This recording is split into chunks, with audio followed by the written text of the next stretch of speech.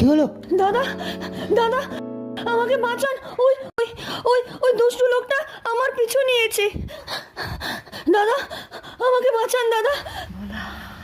শোন বাবা, যতদিন বাঁচবি মানুষের উপকার করবি। কোনো ভয় নেই, আমি আছি।